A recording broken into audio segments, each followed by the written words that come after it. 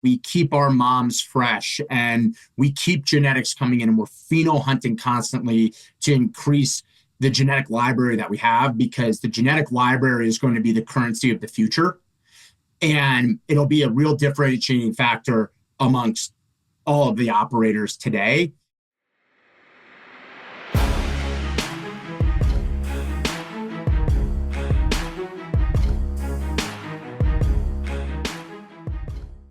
What's up, guys? Welcome back to another episode of The Dime. I'm Brian Field, and with me, as always, is Kellen Finney. This week, we got a very special guest, Trip McDermott, CEO of Verano. Trip, thanks for taking the time. How you doing today?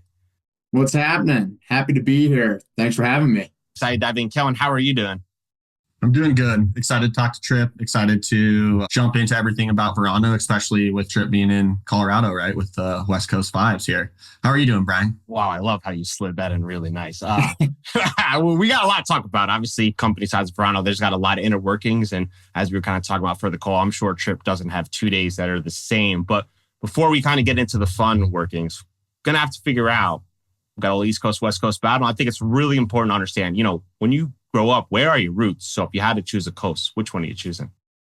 Sure. So I grew up in Connecticut, about an hour outside of New York. So I will stay loyal and rep my East Coast roots, even though I've been out in Denver for about a decade now. So I love it. Let the record reflect, Kellen. Cool. So Tripp, for our listeners unfamiliar about you, can you give a quick background on how you found your way to the cannabis space? Sure. So out of school, I went to college in Boston and made my way to New York City, where I was working in financing oil and gas companies. So I spent a ton of my time in Texas and Oklahoma and the oil patch. And a lot of people don't know that there are a lot of oil and gas companies that are headquartered in Denver.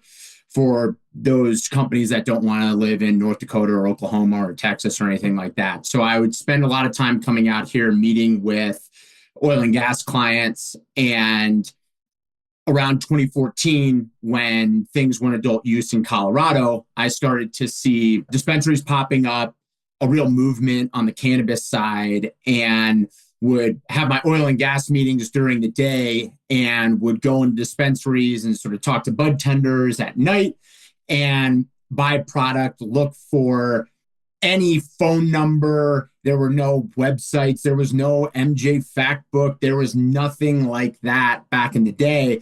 So I would just cold call random numbers on the back of packaging. A lot of it was fake numbers, and ended up connecting with a number of companies. I'd take them out for dinner or drinks just to try to learn anything I could about the industry. Everybody was really cagey back then and wouldn't tell you anything. And ended up sort of kicking the door in for a company out here in Colorado, and ended up making the move out here in 2015 to work with them. And then Verano, what interests you about them? And then take us just quick high level for those who may be unfamiliar about Verano. Sure. Made the switch over to Verano a little over 3 years ago, and knew George, the founder of Verano, and they had been putting a lot of acquisitions together and really growing the company. And we had been talking for around a year or so, a little over, and he felt that it was time to bring me in to help organize all of the acquisitions and sort of streamline operations, SOPs, make sure that we were doing everything on a consistent basis. And I made the jump. So a little overview for Verano is we are in 14 states. We have 15 cultivation sites. We have over 150 retail locations. About 50% of those are located in Florida, and the rest are scattered out across the country. But we range from Arizona and Nevada all the way out to Connecticut and Virginia and all coasts. Talk to us about where Verano was day one when you arrived like 3.5 years ago, and kind of how your role has changed over those 3 years and like what it's kind of adapted into now. Sure. So when I arrived, we were in the majority of the states that we're in today, but operations were in the process of being assimilated, or we were building out SOPs that we could roll out across the entire country. And so it was a real process to, one, build the team to go out and instill all of those processes.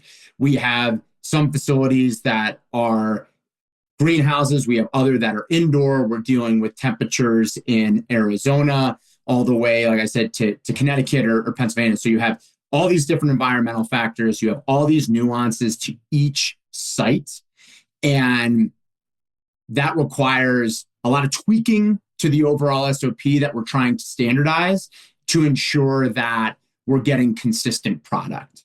So that was the company that I walked into. Today, we have very streamlined SOPs. We have SOPs that are built out for literally every single step of the process, from seed and clone all the way out the door on the distribution side and also through on the retail side. So we've really organized the company in a way that it was not previously, and it is way more streamlined from an organizational chart perspective as well as standard operating procedures. The breadth of how challenging that is, I just don't know if people can really understand, because you've got certain states that are vertically operating, others that are not.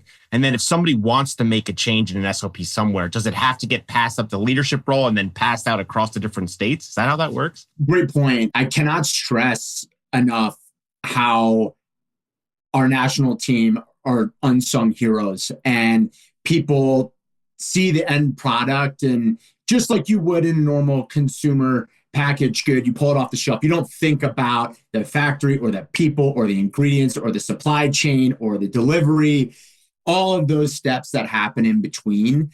And the national team travels around and visits all of the sites. And our national team is composed of team members that specialize in all these different things. It could be clone and mom care. It could be veg and flower, labeling, joint manufacturing, extraction, the list goes on, right? And so they're all experts in those fields. And if we are making a tweak to SOPs, that goes up through our national team. We always want to hear from the front lines. We love being in the facilities. I spend 50 weeks a year on the road.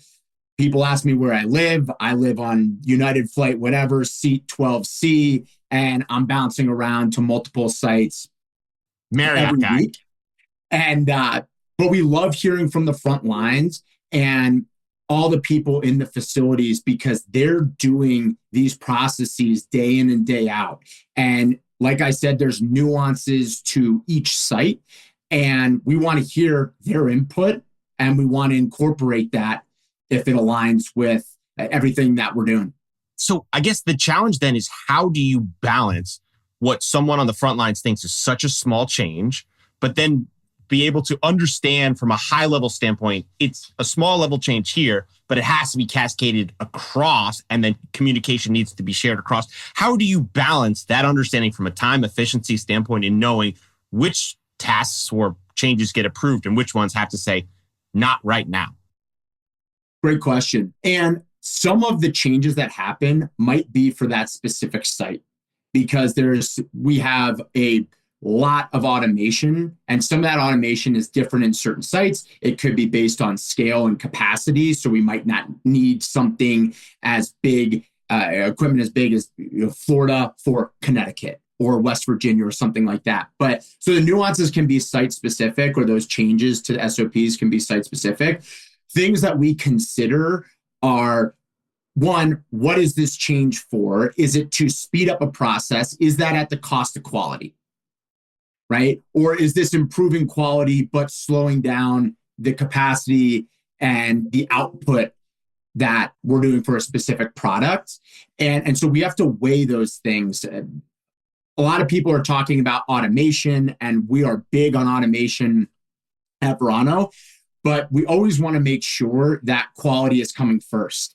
And as we have all evolved through, the last 10 years of cannabis, which feels like 150, you've seen automated trimmers go through massive changes on how the bud is handled and treated and what the end product looks like. And, earlier years, it looks like people were taking scissors and just chopping it up. Now you have a more refined product. Is that helping or hurting the quality? Because certain automation might not be the right fit because it is damaging the product or creating a less quality product for our end consumers. And at that point, it might improve the output, but we have to say, hold on, there's got to be a different way, or maybe we have to take a different approach, or we're going to handle that material on a more personal basis to get it to that end product and make sure that we're putting out something that we're confident in.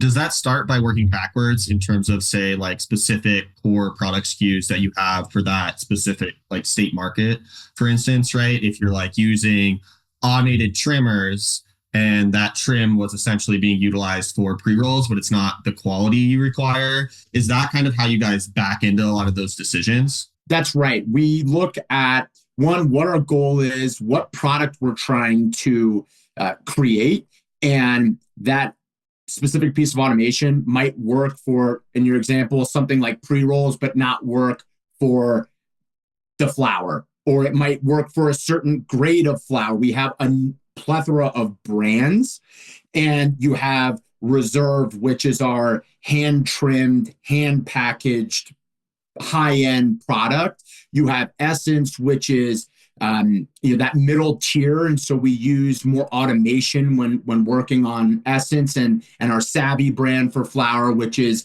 that more value product, where we're also using a lot of automation. So certain things work for certain brands and products within those.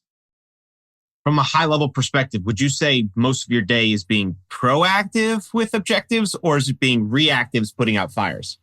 Sure. It's a beautiful mix of both of those.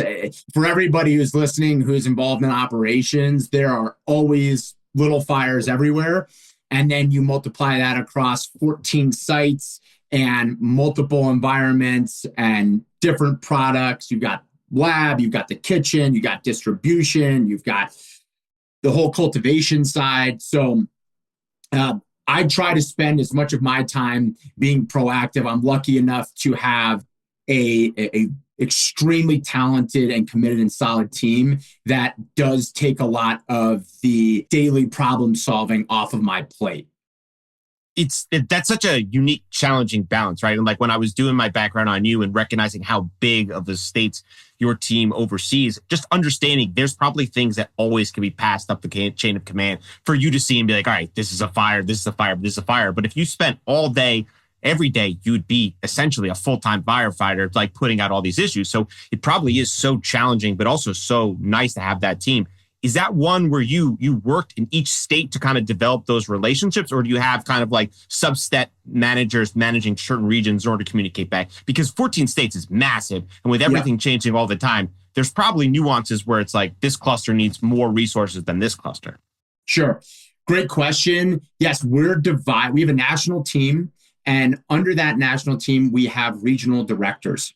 And so they go around and they have a specific region that they're assigned to. And it's usually 3 to 4 states. So they are always in contact with each of the cultivation and production managers at each of those sites, getting real-time feedback on what's working, what's not, and sort of elevating a bit to your comment.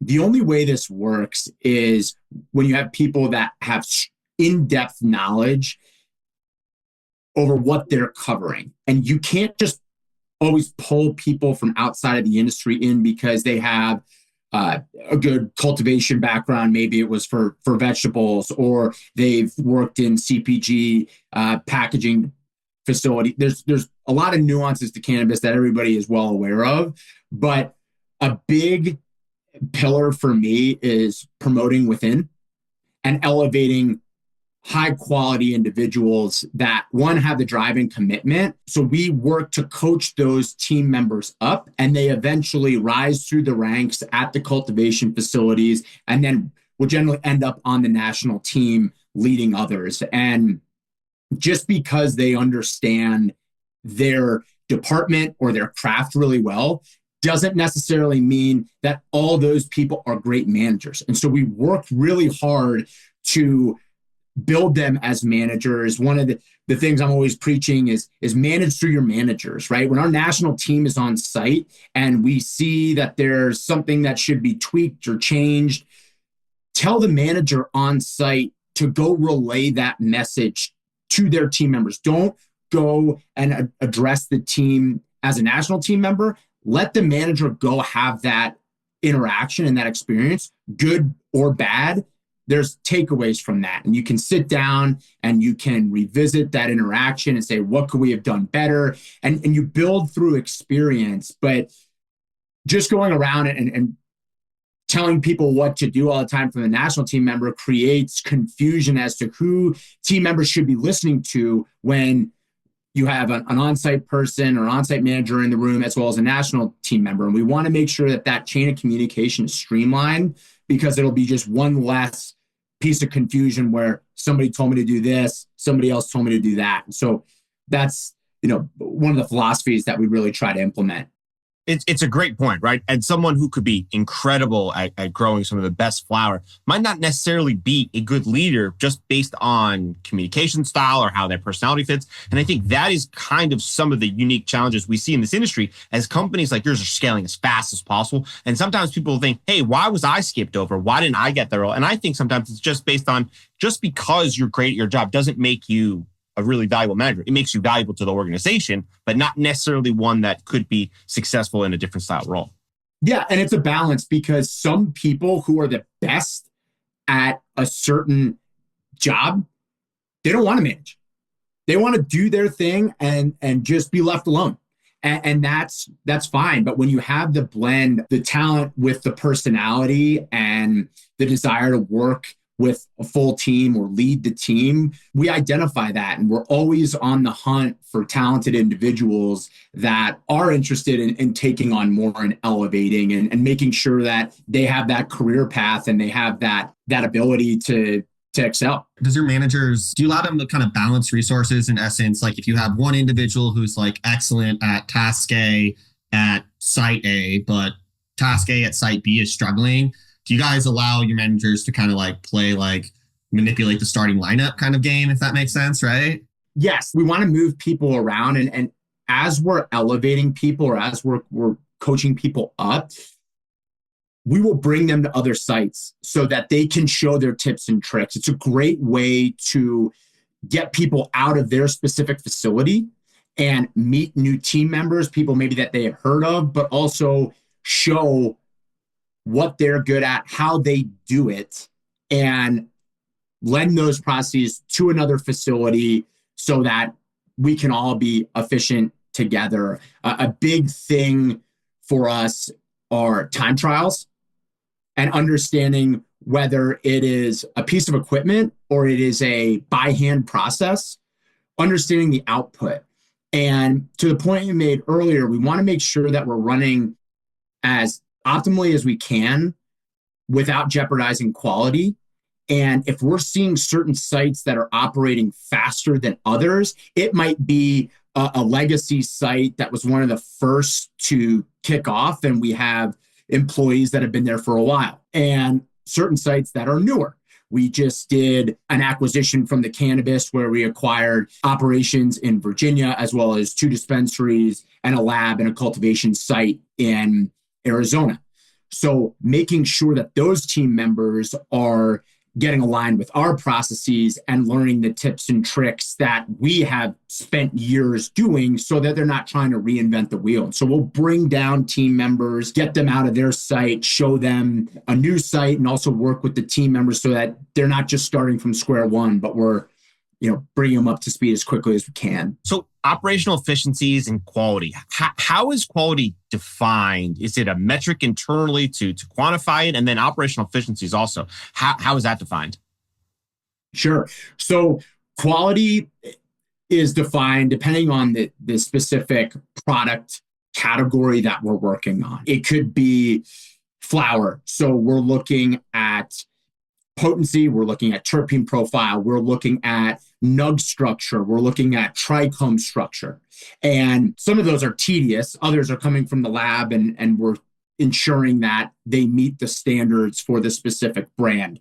For gummies, making sure that our gummies are consistently produced, that the COAs are obviously within reason, but that there are no tails on the gummies. Like you can see some sort of sugar tails sometimes on product, or that the chocolate isn't blooming and having those bubbles or discoloration. And so each department and each product category has its own set of KPIs and quality checks that we're reviewing on a daily basis and we do it in line. So it's not just right before it goes into the bag, let's make sure that this is quality. There are many stop gates across the process that we look at. But those are helpful for sure, but also bleed into operational efficiencies where you could have a person who's very rigorous and say, hey, like this doesn't meet quality, but then your operational efficiency then kind of starts to work. So do you guys have checks as a team to say, hey, something's not going on here, we're slowing down, and then is there how does that work? Because I'm always fascinated by the concept of trying to go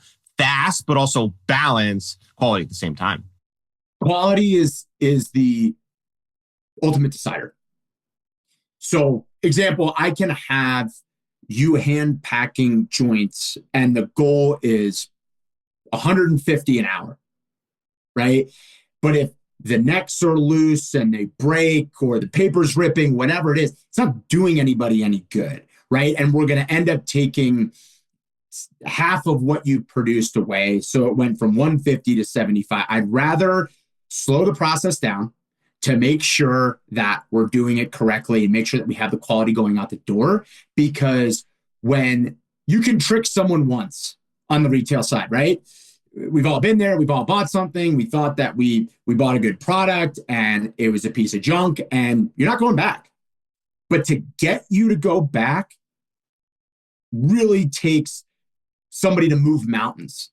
And as a manufacturer, it is so costly to reach out to you and try to get you to buy that product again, right? And the saying, when you have a bad experience, you tell 10 people. When you have a good experience, you tell like 3, right? And so we need to be careful of what we're putting out and make sure that that's the highest quality, because at the end of the day, slowing down and making sure we're putting solid quality product out is more efficient and cheaper than winning back a bunch of annoyed customers that have no interest in revisiting our product. So it is a balance on output and quality, but if what we're putting out at the end of the day is subpar, we can't do it.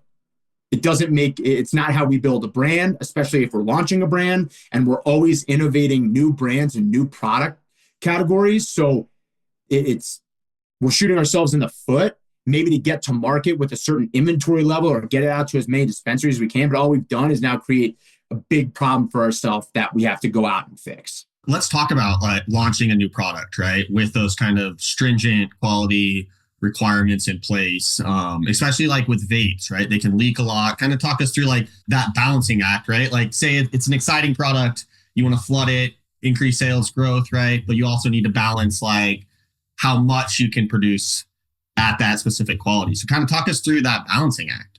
Sure. And it is always a push and pull from corporate and marketing and production, and everybody works really well together, but you always need to launch a product yesterday, right? And you need to have a ton of product and for it to be ready to go to all the stores. And so one thing, when we're innovating product and whether we're doing a new vape, we are working on hardware testing.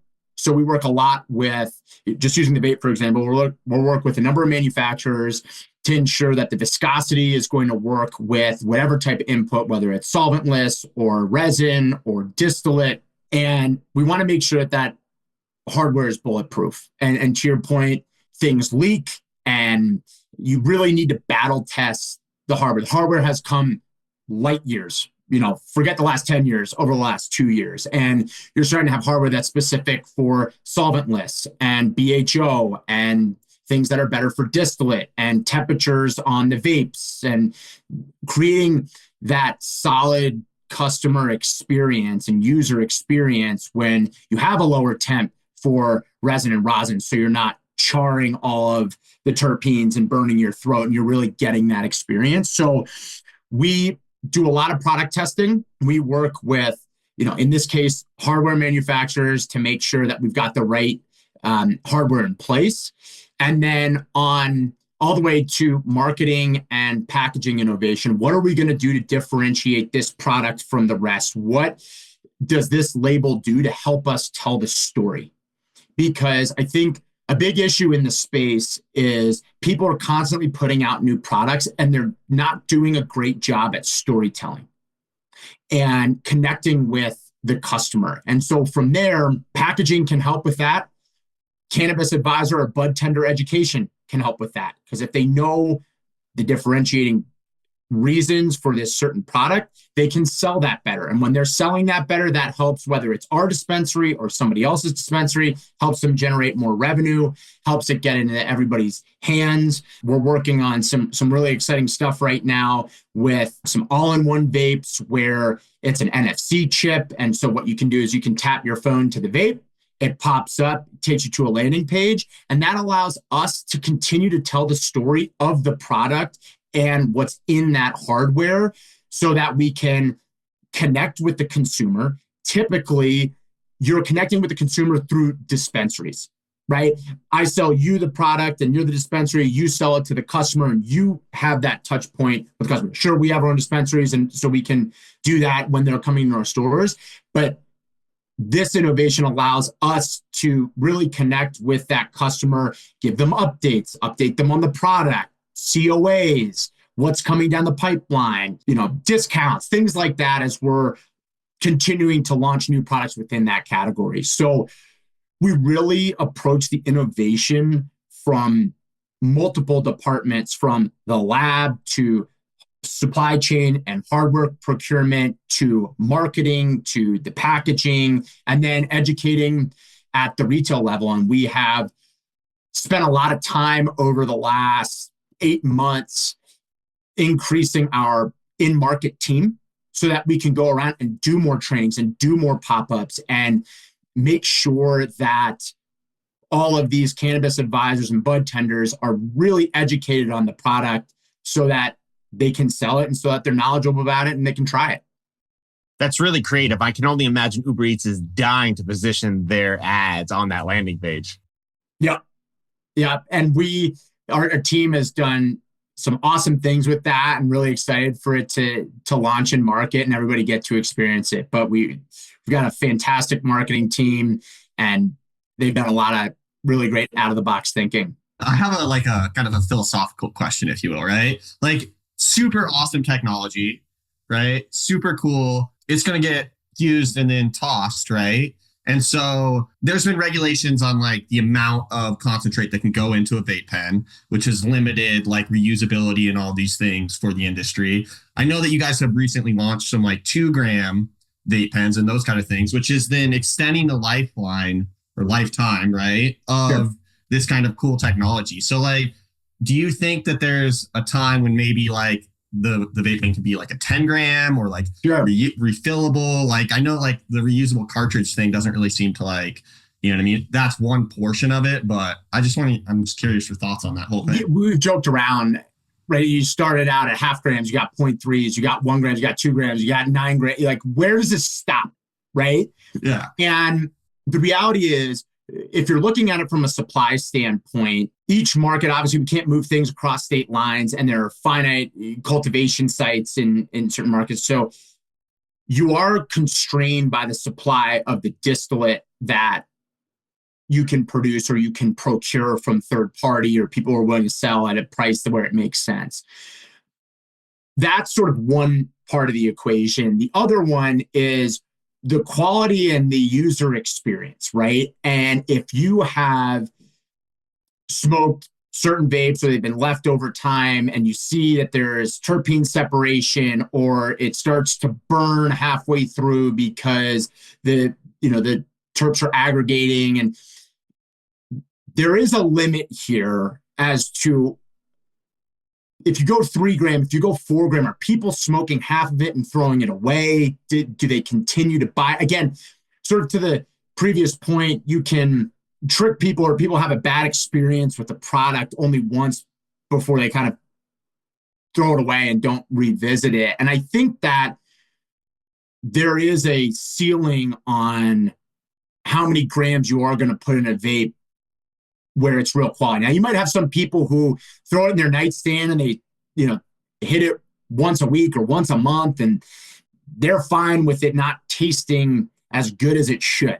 And then you have the aficionados where it's like, once that bad pull happens, it's gone and they're going to get a new one. But I just think that when you get into these larger and larger formats where the vape is hanging around more and more, being hit more and more times, it's just not going to be that great of a user experience. But we'll see. That's my thought. This is where the interesting aspects of the industry is like it's unknown, right? It could be to the right, it could be to the left, it could be forward, it could be backwards. It's almost impossible to know. And I don't even know if the users actually know right now which exactly they want. It's probably a blend of all of them. So when you're modeling out the 2 grams, is it an understanding, all right, we want to make it a little different. We think the unit economics work. Take us through the concept of that. And if you want to drop the brand name, please feel free. Sure. Yeah. So the brand name is Savvy. And so you'll see the 2 gram Savvies in market. And when we're looking at this, we do look at the economics. We also look at our supply chain to make sure that we have the opportunity to produce it and keep it in inventory and keep it in the market. So it's a constant fixture on the shelves. Regarding economics, we are first and foremost, and I know it sounds maybe a little bit trite, but we do want to create that solid user experience first, because we can have a product with amazing economics and it's not a good product. And so it's not really going to do anything for us. So we can figure out how to fine tune some of the back end economics of things, but we want to make sure that that concept is bulletproof for something like the 2 gram before it goes to launch. We know that there are a lot of other brands out there that are launching 2 grams. It seems to be what the consumers want, and definitely makes sense for us in a number of states right now where we have the supply to do so. Do you do a coordinated launch across like all states on the same day? And like, is that exciting? Like, talk us through like that whole process. Sure. Yes, we do. And it's not necessarily all states. Like, do you guys sync watches? Yeah. Everybody jumps on 3. But we do. What time zone?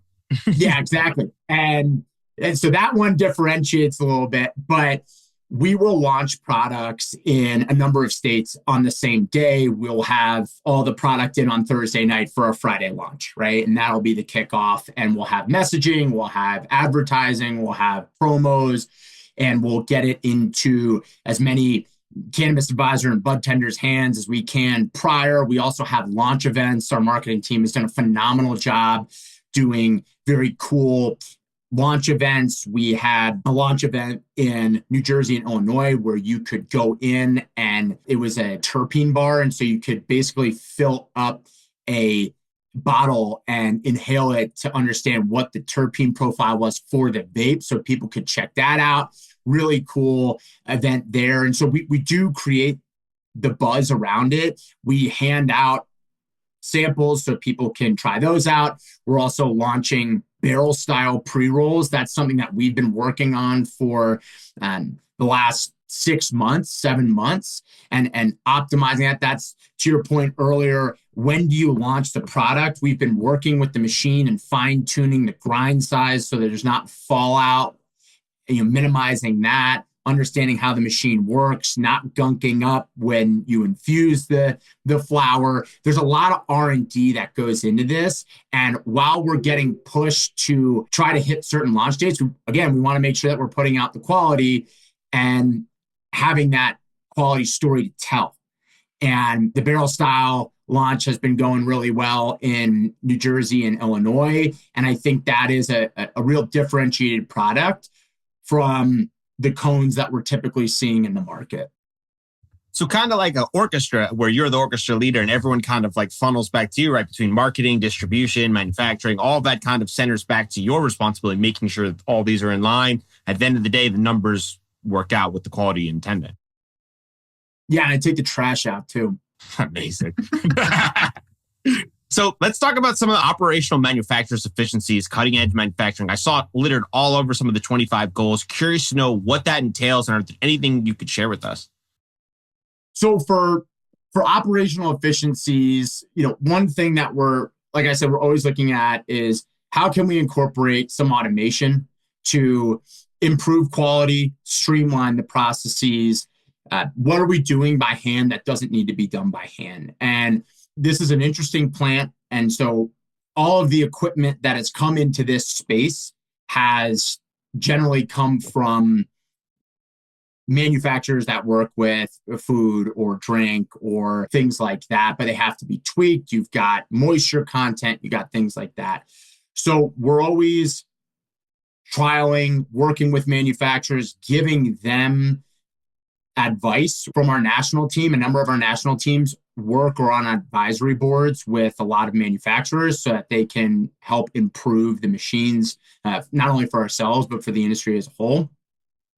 We also set KPIs, kind of moving away from the equipment side of things and more towards how our managers are managing. We have the time trials that we're always working on, that we're always updating and making sure that those are current and that people are on an individual basis being held accountable, because we want to make sure that everybody is on the right seat, on the right bus if we're going in the right direction, right? And so just because they're at a certain task and they're not meeting that KPI or that time trial, then we need to move them somewhere else. They might be really good at a different job function. And so we move people around to kind of make sure that everybody is in their optimal seat. So that's time trials. We also do that on the cultivation side. And so we're making sure that we are understanding, how many pots we can move, how many clones we can transplant, emitters put in, making sure that we're defoliing plants on a uniform basis. Yes, taller, shorter, thinner, wider, but rough numbers, what can we expect from each individual so that we are at an optimal head count at each site. And it's also very empowering to the employees, because if we're both working on the same task and we're best friends and I'm telling stories and you're grinding, it's only a matter of time before there's tension there, because we're getting paid the same amount and you're doing a lot more work than I am. And so it improves the culture, where some might see it as you're just trying to keep everybody running full speed all the time. That's not the intent of the time trial, because we know that there are sort of peaks and valleys and you can't sprint a marathon. So what is that average, mile per hour number that we're looking for? But people are willing to lend hands and give the tips and tricks, and it builds camaraderie and culture. Whereas people might think that it's divisive, but it's actually the opposite. It's really smart. No one's shared that with us so far on the podcast. So I appreciate you opening up on that. And more curious to know, we have a lot of entrepreneurs that listen to this podcast. Is there any problems that you're currently facing that you wish there was a technology or a software solution to say, hey, if it could do X or Y, this would make a big difference for us?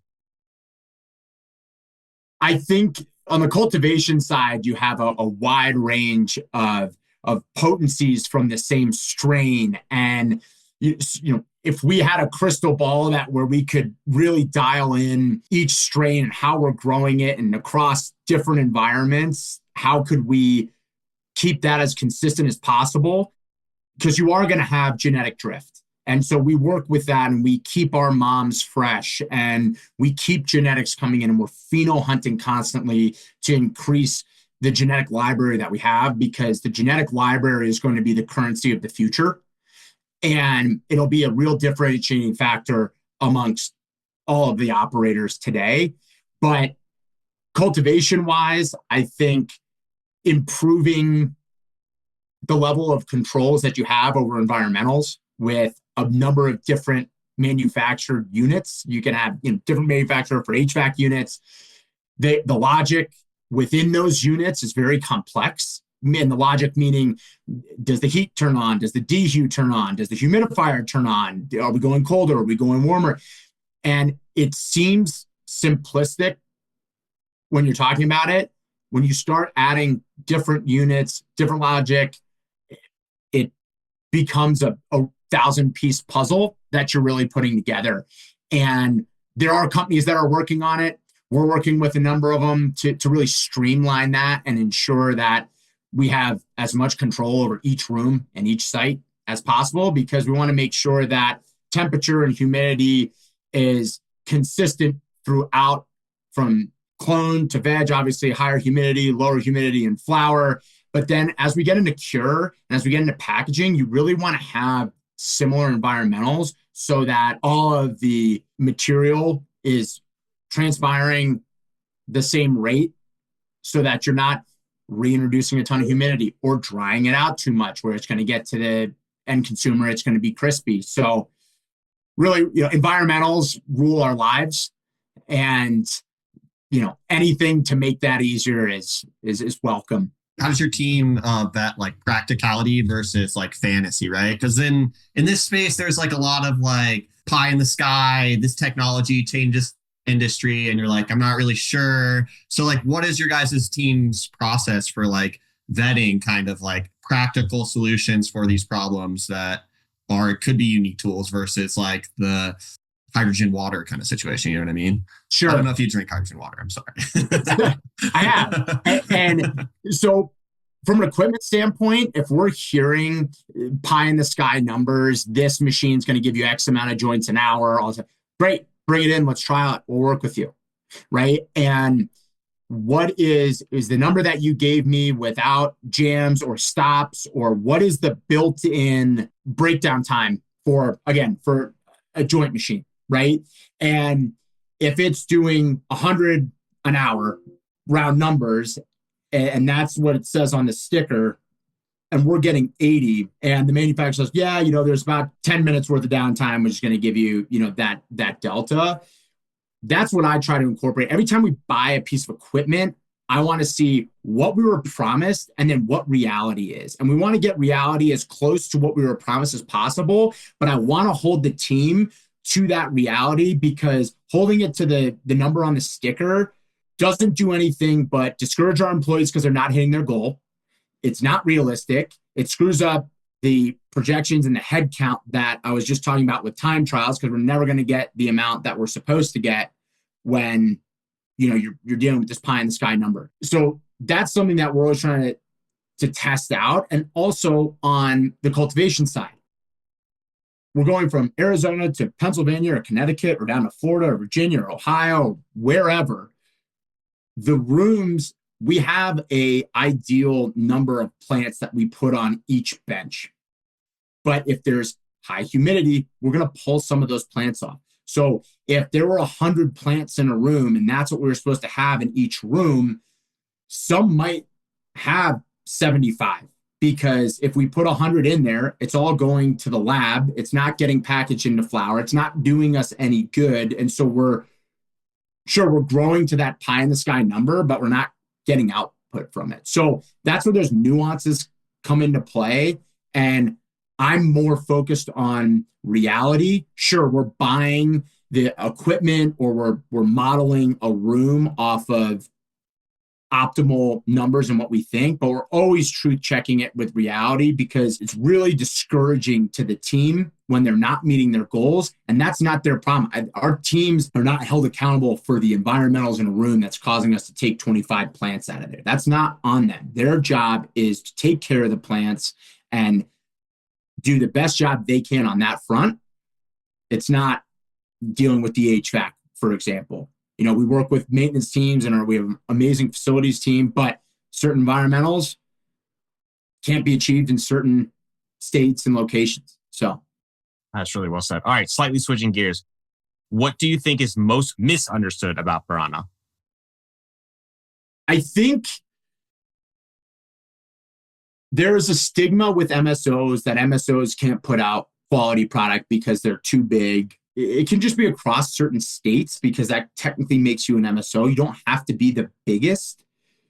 But I think that there is this stigma that MSOs are corporate cannabis operating at scale and quality isn't front of mind.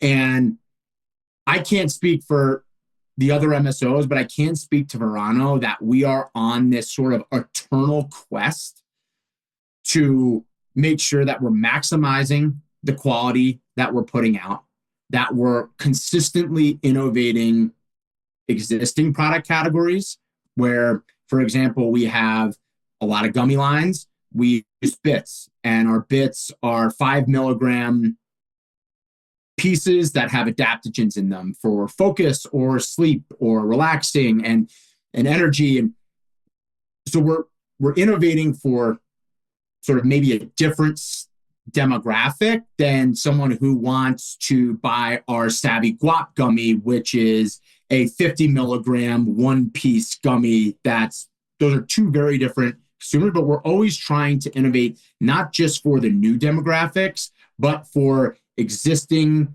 demographics, our loyal end consumer. And on top of that, on the retail side, we're always trying to figure out new and cool ways to deliver the product, to create a cool consumer experience. We launched Cabbage Club about 6 months ago, which was one of the first of its kind.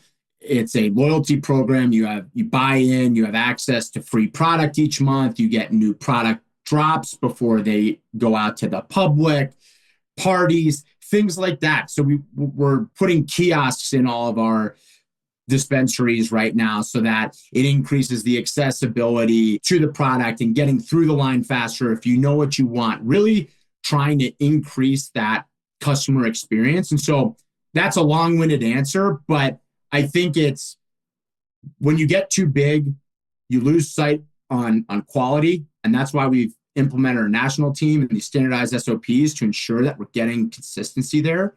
And that when you have a number of dispensaries, you can't possibly think about the end consumer and create a cool experience.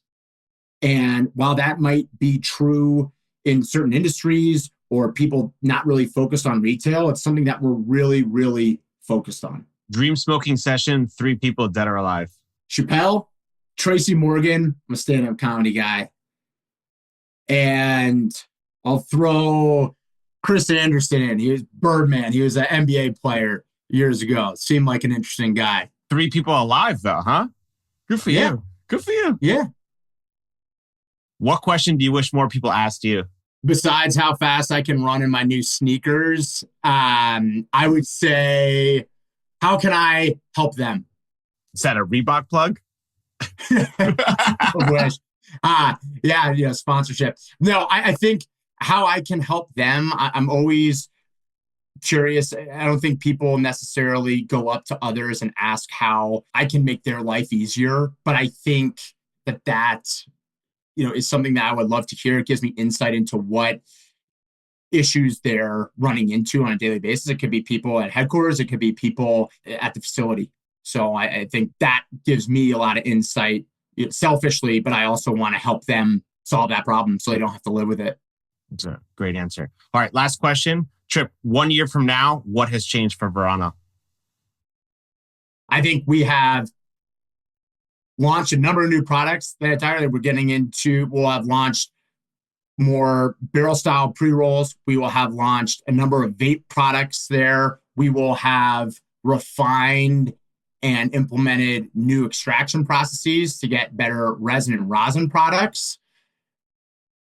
Maybe we've expanded into other states. I don't know, but we're always looking at opportunities, right? So we're always on the M&A front. We're always open to hearing other states, what's going on, and seeing where the opportunity is.